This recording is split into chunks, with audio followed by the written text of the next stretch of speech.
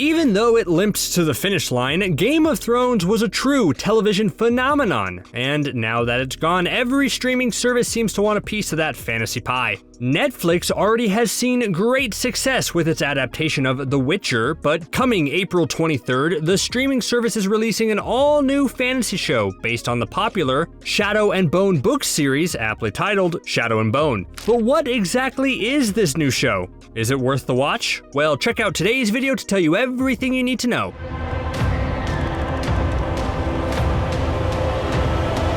So, like any fantasy type of project, you can expect some dense mythology, and there's certainly a lot to pull from with this series. Right now, there's 7 books in what's nicknamed the Grishaverse, which I think if we're ranking verse names, this is below the Monsterverse, but above the Snyderverse? What do you think?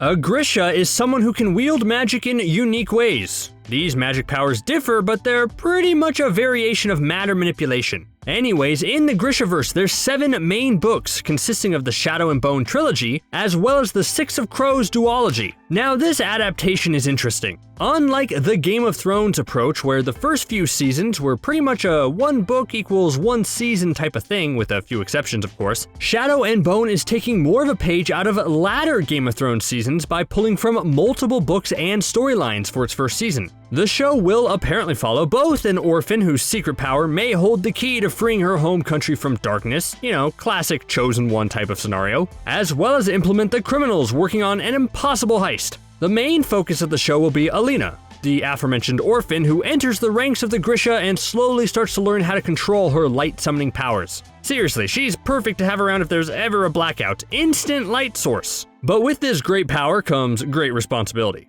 According to the synopsis, she teams up with General Kirigan, who has a very similar power set and embarks on this glorious adventure that puts her into contact with those charismatic criminals from Six of Crows. But this is interesting. Fans of the book know that General Kirigan is not the same name of this character in the novels. Netflix's decision to give this character a different name does raise a few eyebrows in terms of what they are exactly trying to do with the adaptation. Are they just keeping things a secret, or will there be major changes to the established story to provide a fresh take? Only time will tell. What are you? Map maker, sir. And before you start getting too worried about big changes to the source material, keep in mind that Leigh Bardugo, the author of all the books in the Grishaverse, is executive producing the project, which is great news. Adapting books to live action can be insanely tricky, and it helps when you have the author on board to help things run smoothly. Any adaptation like this requires some changes. So Bardugo can be on deck to provide input to keep the core of the story the same while giving some fresh perspective. And before you go off and say to yourself, look, I don't need another fantasy project in my life because I have The Witcher and the upcoming Amazon's Lord of the Rings series on deck to scratch that particular itch, let me tell you some of the other talent involved. The show was created and is also executive produced by Eric Heiserer, who got an Oscar nomination for Best Adapted Screenplay for writing the fantastic movie Arrival. Look, if you're adapting a book series into a television show, why wouldn't you go after a guy who earned an Oscar nomination for adapting a book into a movie? Plus, if you've seen Arrival, you know the guy can handle different timelines and a complex story. Cast-wise, sorry folks, you probably won't recognize a lot of names. Welcome to the Grishaverse. We are so excited to have you. Either Netflix spent all their budget on special effects and CGI so they couldn't dish out a lot of money for big-name stars, or if you want to be optimistic, you could say Netflix is giving a new cast of up-and-comers a chance to break out and truly become big stars. Jessie May Lee leads the show as Alina Starkov, while Westworld and The Punisher star Ben Barnes plays General Kirigan. The rest of the cast you probably won't know, but it should be noted that Kit Young plays Jesper Fahey, and the last time someone named Kit got a part in a massive fantasy show, they did alright for themselves.